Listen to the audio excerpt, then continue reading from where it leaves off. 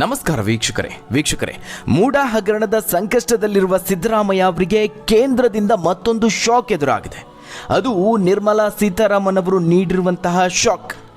ನಿರಂತರವಾಗಿ ಕೇಂದ್ರದ ವಿರುದ್ಧವಾಗಿ ಬಿಜೆಪಿಯ ವಿರುದ್ಧವಾಗಿ ಸಿದ್ದರಾಮಯ್ಯ ಅವರು ಮುಗಿಬೀಳ್ತಾ ಇದ್ರು. ಆದರೆ ದಾಖಲೆ ಸಮೇತವಾಗಿ ಸಿಎಂಗೆ ಆಘಾತವನ್ನು ನೀಡಿದ್ದಾರೆ. ಮತ್ತೊಂದು ಕಡೆ ಸ್ವತಃ ನರೇಂದ್ರ ಮೋದಿ ಅವರು ಪಕ್ಕಾ ಲೆಕ್ಕ ಕೊಟ್ಟು ಕಾಂಗ್ರೆಸ್ನ ಚಳಿ ಬಿಡಿಸಿದ್ದಾರೆ. ಕರ್ನಾಟಕಕ್ಕೆ ಅನ್ಯಾಯ ಆಗಿದೆ, ಜನಕ್ಕೆ ಮೋಸ ಮಾಡ್ತಿದ್ದಾರೆ ಅಂತ ಹೇಳ್ತಿದ್ದ ಕೈಪಾಳ್ಯದ ವಿರುದ್ಧವಾಗಿ ಮೋದಿ ಕೌಂಟರ್ ಅಟ್ಯಾಕ್ ಅನ್ನು ಮಾಡಿದ್ದಾರೆ. ಹಾಗಾದ್ರೆ ಏನ್ ಲೆಕ್ಕ ಕೊಡ್ತಿದ್ದಾರೆ ನರೇಂದ್ರ ಮೋದಿ? ಮೊದಲೇ ಸಂಕಷ್ಟದಲ್ಲಿರುವ ಸಿದ್ದರಾಮಯ್ಯ ಅವರಿಗೆ ವಿತ್ತ ಸಚಿವೆ ನೀಡಿದಂತಹ ಶಾಕ್ ಏನು? ಗ್ಯಾರಂಟಿ ಯೋಜನೆಗಳ ಹಿಂದಿನ ರಹಸ್ಯವನ್ನ ಬಯಲು ಮಾಡಿದ್ರ ನಿರ್ಮಲಾ ಸೀತಾರಾಮನ್. ಬಜೆಟ್ ಬೆನ್ನಲ್ಲೇ ಏನಿದು ವಾಕ್ಸಮರ? ಕರ್ನಾಟಕದ ಆರ್ಥಿಕ ಪರಿಸ್ಥಿತಿಯ ಕತೆ ಏನು? ಬಜೆಟ್ನ ಕತೆ ಏನು? ಏನಿದು ನವೆಂಬರ್ ಸೀಕ್ರೆಟ್? ಆ ಎಲ್ಲದರ ಬಗ್ಗೆ ಒಂದು ವರದಿ ಇದೆ, ನೋಡೋಣ. ವೀಕ್ಷಕರೇ, ಒಂದು ವಿಚಾರವನ್ನು ನೀವು ಗಮನಿಸಿರಬಹುದು. ಪ್ರತಿ ಬಾರಿ ಕೇಂದ್ರದ ಬಜೆಟ್ ನಂತರದಲ್ಲಿ ಸಿದ್ದರಾಮಯ್ಯ ಅವರು ನಿರಂತರವಾಗಿ ಬಜೆಟ್ನ ಟೀಕೆ ಮಾಡ್ತಾ ಬಂದಿದ್ದಾರೆ. ಈ ಬಾರಿಯ ಕೇಂದ್ರದ ಬಜೆಟ್ನ ಮಧ್ಯಮ ವರ್ಗಕ್ಕೆ ನೀಡಿದಂತಹ ಅತಿ ದೊಡ್ಡ ಕೊಡುಗೆ ಅಂತಲೇ ಬಣ್ಣಿಸಲಾಗ್ತಾ ಇದೆ. ವಿಕಸಿತ ಭಾರತದ ಮೊದಲ ಅಧ್ಯಾಯ ಅಂತಲೇ ಹೇಳಲಾಗ್ತಾ ಇದೆ. ಆದರೆ ಸಿದ್ದರಾಮಯ್ಯ ಅವರು ಮಾತ್ರ ಕರ್ನಾಟಕಕ್ಕೆ ಈ ಬಾರಿನೂ ಚೊಂಬು ಕೊಟ್ಟಿದ್ದಾರೆ ಅಂತ ಬಜೆಟ್ನ ಟೀಕೆ ಮಾಡ್ತಿದ್ದಾರೆ. ಕೇಂದ್ರದ ವಿರುದ್ಧವಾಗಿ ಬಿಜೆಪಿ ವಿರುದ್ಧವಾಗಿ ಮುಗಿಬೀಳ್ತಿದ್ದಾರೆ. ಇದರ ಬೆನ್ನಲ್ಲೇ ಕೇಂದ್ರ ಹಣಕಾಸು ಸಚಿವೆ ನಿರ್ಮಲಾ ಸೀತಾರಾಮನ್ ಅವರು ಒಂದು ರಹಸ್ಯವನ್ನ ಬಿಚ್ಚಿಟ್ಟಿದ್ದಾರೆ. ವೀಕ್ಷಕರೇ, ಅಷ್ಟಕ್ಕೂ ನಿರ್ಮಲಾ ಸೀತಾರಾಮನ್ ಹಾಗೆ ಸಿದ್ದರಾಮಯ್ಯ ಅವರ ನಡುವಿನ ಒಂದು ಜಟಾಪಟಿ ಏನು ಹೊಸದೇನಲ್ಲ. ಯಾರು ಎಷ್ಟೆಲ್ಲ ಕೊಟ್ಟಿದ್ದಾರೆ ಕೊಟ್ಟಿಲ್ಲ ಅನ್ನೋದ್ರ ಬಗ್ಗೆ ಒಂದು ಜಟಾಪಟಿ ವಾಕ್ಸಮರ ಈ ಹಿಂದಿನಿಂದಲೂ ನಡೆಯುತ್ತಾ ಬಂದಿದೆ. ರಾಜ್ಯ ಹಣಕಾಸು ಖಾತೆಯನ್ನು ಸಿದ್ದರಾಮಯ್ಯ ಅವರು ಹೊಂದಿದ್ದಾರೆ. ಸಿದ್ದರಾಮಯ್ಯ ಅವರು ಒಂದು ಲೆಕ್ಕವನ್ನು ಕೊಟ್ಟರೆ ಅದಕ್ಕೆ ಕೌಂಟರ್ ಆಗಿ ನಿರ್ಮಲಾ ಸೀತಾರಾಮನ್ ಅವರು ತಮ್ಮ ಲೆಕ್ಕವನ್ನು ಮುಂದಿಟ್ಟು ಕೌಂಟರ್ ಕೊಡ್ತಾರೆ. ಅದೇ ರೀತಿಯಲ್ಲಿ ನಿರ್ಮಲಾ ಸೀತಾರಾಮನ್ ಅವರು ಒಂದು ಲೆಕ್ಕವನ್ನು ಕೊಟ್ಟರೆ ಅದನ್ನು ಸಿದ್ದರಾಮಯ್ಯ ಅವರು ಟೀಕೆ ಮಾಡ್ತಾರೆ. ಇದೀಗ ಕರ್ನಾಟಕಕ್ಕೆ ಸಂಬಂಧಪಟ್ಟಂತೆ ಕೇಂದ್ರದ ಬಜೆಟ್ ಬೆನ್ನಲ್ಲೇ ಆಕ್ರೋಶ ಭುಗಿಲೆದ್ದಿದೆ.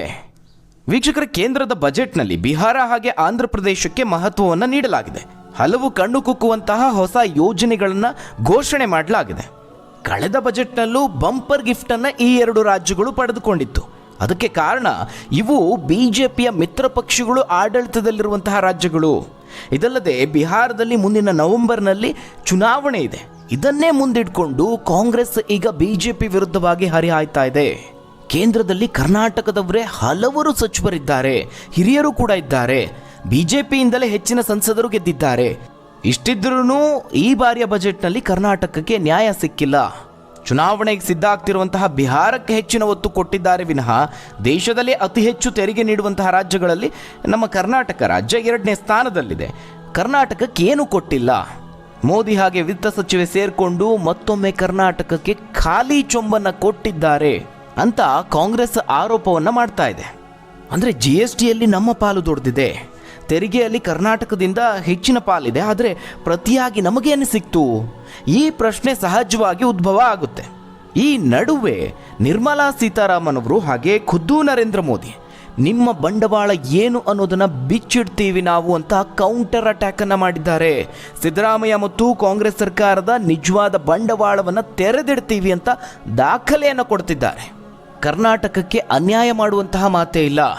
ಕರ್ನಾಟಕಕ್ಕೆ ಏನು ಸಿಗಬೇಕೋ ಅದನ್ನು ಕೇಂದ್ರದ ಕಡೆಯಿಂದ ನಾವು ಕೊಟ್ಟೇ ಕೊಡ್ತೀವಿ ಅನ್ನುವ ಭರವಸೆಯನ್ನು ನೀಡಿದ್ದಾರೆ. ಜೊತೆಗೆ ಒಂದು ಶಾಕಿಂಗ್ ವಿಚಾರವನ್ನು ಬಿಚ್ಚಿಟ್ಟಿದ್ದಾರೆ. ಉಚಿತ ಯೋಜನೆಗಳನ್ನು ಹೇಗೆ ಕೊಡಬೇಕು ಅನ್ನೋದೇ ಕಾಂಗ್ರೆಸ್ಗೆ ಗೊತ್ತಿಲ್ಲ. ಮನಸ್ಸಿಗೆ ಬಂದ ಹಾಗೆ ಉಚಿತ ಯೋಜನೆಗಳನ್ನು ಜಾರಿಗೆ ತಂದಿದ್ದಾರೆ. ಕಾಂಗ್ರೆಸ್ ಆಡಳಿತದಲ್ಲಿರುವ ಕರ್ನಾಟಕ ಹಾಗೆ ಹಿಮಾಚಲ ಪ್ರದೇಶದಲ್ಲಿ ಸದ್ಯ ಜಾರಿಗೆ ತಂದಿರುವಂತಹ ಉಚಿತ ಯೋಜನೆಗಳಿಗೆ ಹಣ ನೀಡೋದಕ್ಕೆ ಅಲ್ಲಿನ ಸರ್ಕಾರಗಳ ಬಳಿ ಹಣವೇ ಇಲ್ಲ. ಕರ್ನಾಟಕ ಹಾಗೆ ಹಿಮಾಚಲ ಪ್ರದೇಶ ಈಗ ಆರ್ಥಿಕ ಸಂಕಷ್ಟಕ್ಕೆ ಸಿಲುಕಿದೆ ಅಂತ ಸ್ವತಃ ವಿತ್ತ ಸಚಿವೆ ನಿರ್ಮಲಾ ಸೀತಾರಾಮನ್ ಅವರು ಹೇಳ್ತಿರುವಂಥದ್ದು. ಅಷ್ಟಕ್ಕೂ ಇದು ಕೇವಲ ಹೇಳಿಕೆ ಮಾತ್ರ ಅಲ್ಲ, ಇದಕ್ಕೊಂದು ಸಾಕ್ಷಿ ಸಹ ಇದೆ. ನೀತಿ ಆಯೋಗ ಇತ್ತೀಚೆಗಷ್ಟೇ ರಿಲೀಸ್ ಮಾಡಿರುವಂತಹ ಆರ್ಥಿಕ ಆರೋಗ್ಯದ ಪಟ್ಟಿಯಲ್ಲಿ ಕರ್ನಾಟಕ ಕುಸಿತ ಕಂಡಿದೆ. ನೀತಿ ಆಯೋಗ ಭಾರತದ ರಾಜ್ಯಗಳ ಹಣಕಾಸಿನ ಆರೋಗ್ಯ ಸೂಚ್ಯಾಂಕದ ಪಟ್ಟಿಯನ್ನು ರಿಲೀಸ್ ಮಾಡಿದೆ. ಅದರಲ್ಲಿ ಕರ್ನಾಟಕ ರ್ಯಾಂಕಿಂಗ್ನಲ್ಲಿ ಕುಸಿತ ಕಂಡಿದೆ. 2014-15ನೇ ಸಾಲಿನಿಂದ 2021-22ರವರೆಗೆ 3ನೇ ಸ್ಥಾನದಲ್ಲಿತ್ತು ಕರ್ನಾಟಕ. ಆರ್ಥಿಕವಾಗಿ ಸುಸ್ಥಿರವಾಗಿತ್ತು. ಆದರೆ ಆ ಒಂದು ರ್ಯಾಂಕಿಂಗ್ 2022-23ನೇ ಸಾಲಿನಲ್ಲಿ 10ಕ್ಕೆ ಇಳಿದಿದೆ. ಈ ಒಂದು ಪಟ್ಟಿಯಲ್ಲಿ ಕರ್ನಾಟಕದ ಆರ್ಥಿಕ ಪರಿಸ್ಥಿತಿ 100ಕ್ಕೆ ಕೇವಲ 40 ಅಂಕಗಳನ್ನು ಗಳಿಸೋದಕ್ಕಷ್ಟೇ ಸಾಧ್ಯವಾಗಿದೆ. ಇಲ್ಲಿ ಮುಖ್ಯ ವಿಚಾರ ಏನಪ್ಪಾ ಅಂತ ಹೇಳಿದ್ರೆ, ಬಡ ರಾಜ್ಯಗಳು ಅಂತ ಕರೆಸ್ಕೊಳ್ತಿದ್ದಂತಹ ಒಡಿಶಾ ಹಾಗೆ ಛತ್ತೀಸ್ಗಢಕ್ಕಿಂತಲೂ ಕರ್ನಾಟಕ ಕೆಳಮಟ್ಟದಲ್ಲಿದೆ. ಅಂದರೆ ಈ ಒಂದು ಪಟ್ಟಿಯಲ್ಲಿ ಒಡಿಶಾ ಮೊದಲ ಸ್ಥಾನವನ್ನು ಗಳಿಸಿದ್ರೆ 2ನೇ ಸ್ಥಾನವನ್ನು ಛತ್ತೀಸ್ಗಢ ಪಡೆದುಕೊಂಡಿದೆ. ಇನ್ನು ಗೋವಾ 3ನೇ ಸ್ಥಾನದಲ್ಲಿದೆ, ಜಾರ್ಖಂಡ್ 4ನೇ ಸ್ಥಾನದಲ್ಲಿದೆ. ಈ ಎಲ್ಲ ರಾಜ್ಯಗಳಿಗಿಂತ ಕರ್ನಾಟಕ ಕೆಳಗೆ ಕುಸಿದಿದೆ.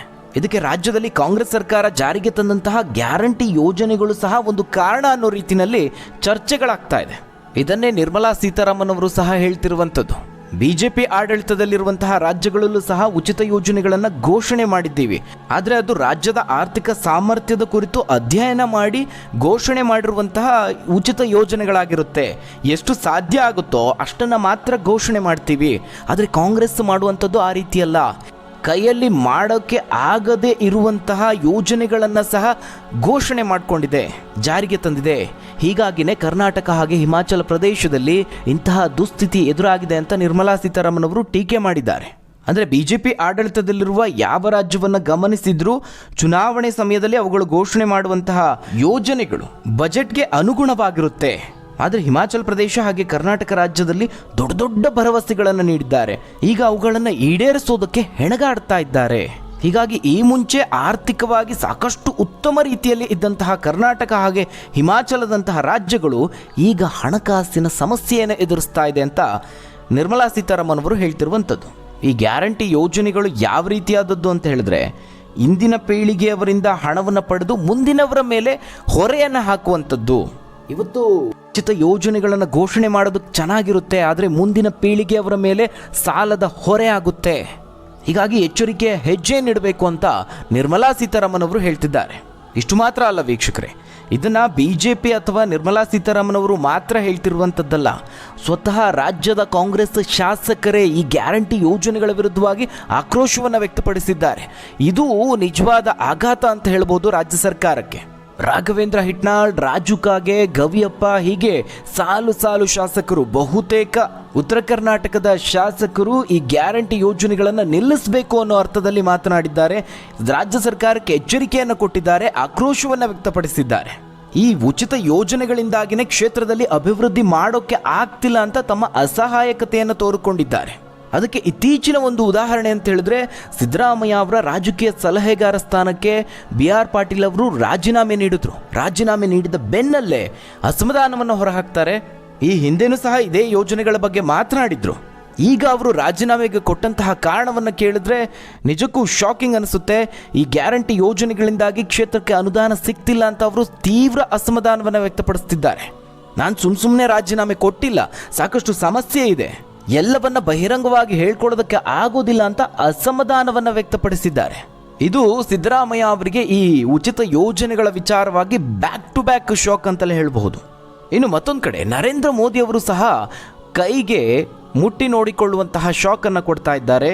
ಬಜೆಟ್ ಬೆನ್ನಲ್ಲೇ ದೆಹಲಿ ವಿಧಾನಸಭಾ ಚುನಾವಣೆಯ ರ್ಯಾಲಿಯ ಭಾಷಣದಲ್ಲಿ ಮಾತನಾಡ್ತಾ ಕಾಂಗ್ರೆಸ್ ವಿರುದ್ಧವಾಗಿ ಹರಿಹಾಯ್ದಿದ್ದಾರೆ. ಅವರೇನು ಲೆಕ್ಕ ಕೊಡ್ತಾ ಇದ್ದಾರೆ, ನಮ್ಮ ಸರ್ಕಾರ 12 ಲಕ್ಷ ರೂಪಾಯಿಗಳವರೆಗೆ ಆದಾಯ ತೆರಿಗೆಯನ್ನು ಕಡಿಮೆ ಮಾಡಿದೆ, ಇದು ಆದಾಯ ತೆರಿಗೆಯಲ್ಲಿ ಸಾವಿರಾರು ರೂಪಾಯಿಗಳನ್ನು ಉಳಿಸುತ್ತೆ ಅಂತ ಹೇಳಿದ್ದಾರೆ.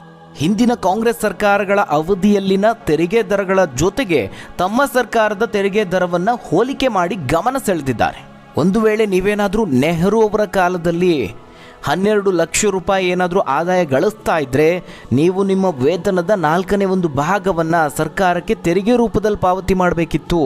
ಅದೇ ರೀತಿಯಲ್ಲಿ ಮಾಜಿ ಪ್ರಧಾನಿ ಇಂದಿರಾ ಗಾಂಧಿ ಅವರ ಕಾಲದಲ್ಲಿ ನೀವೇನಾದರೂ 12 ಲಕ್ಷ ರೂಪಾಯಿ ಆದಾಯವನ್ನು ಗಳಿಸ್ತಾ ಇದ್ದರೆ ನೀವು ನಿಮ್ಮ ಒಟ್ಟು ವೇತನದಲ್ಲಿ 10 ಲಕ್ಷ ರೂಪಾಯಿಗಳನ್ನು ತೆರಿಗೆಯನ್ನಾಗಿ ಪಾವತಿ ಮಾಡಬೇಕಾಗಿತ್ತು ಅಂತ ಪ್ರಧಾನಿ ಮೋದಿ ಸೂಚ್ಯವಾಗಿ ಹೇಳಿದರು. ಇನ್ನು 12 ವರ್ಷಗಳ ಹಿಂದೆ ಅಧಿಕಾರದಲ್ಲಿ ಕಾಂಗ್ರೆಸ್ ನೇತೃತ್ವದ UPA ಸರ್ಕಾರದ ಅವಧಿಯಲ್ಲಿ ನಿಮ್ಮ ಆದಾಯ ಏನಾದರೂ 12 ಲಕ್ಷ ರೂಪಾಯಿಗಳಿದ್ದರೆ ನೀವು 2,60,000 ರೂಪಾಯಿಗಳನ್ನು ತೆರಿಗೆ ರೂಪದಲ್ಲಿ ಕಟ್ಟಬೇಕಾಗಿತ್ತು ಅಂತ ಪ್ರಧಾನಿ ಮೋದಿಯವರು ಹಿಂದಿನ ಸರ್ಕಾರಗಳ ತೆರಿಗೆ ಪದ್ಧತಿಯನ್ನು ಟೀಕೆ ಮಾಡಿದ್ರು. ಅಂದರೆ ಈ ಬಾರಿಯ ಬಜೆಟನ್ನು ಶ್ಲಾಘಿಸುತ್ತಾ ಕಾಂಗ್ರೆಸ್ ಸರ್ಕಾರದ ಅವಧಿಯ ಬಜೆಟ್ಗಳನ್ನು ಟೀಕೆ ಮಾಡಿದ್ರು. ಒಟ್ಟಾರೆಯಾಗಿ ಈ ಒಂದು ಬಜೆಟ್ ಭಾರೀ ವಾಕ್ಸಮರಕ್ಕೆ ಕಾರಣ ಆಯಿತು ಅಂತ ಹೇಳಬಹುದು. ಹಾಗಾದರೆ ವೀಕ್ಷಕರೇ, ಈ ಬಾರಿಯ ಬಜೆಟ್ ಬಗ್ಗೆ ನಿಮ್ಮ ಅನಿಸಿಕೆ ಅಭಿಪ್ರಾಯವನ್ನು ಕಾಮೆಂಟ್ ಮೂಲಕವಾಗಿ ತಿಳಿಸಿ. ಧನ್ಯವಾದಗಳು ವೀಕ್ಷಕರೇ.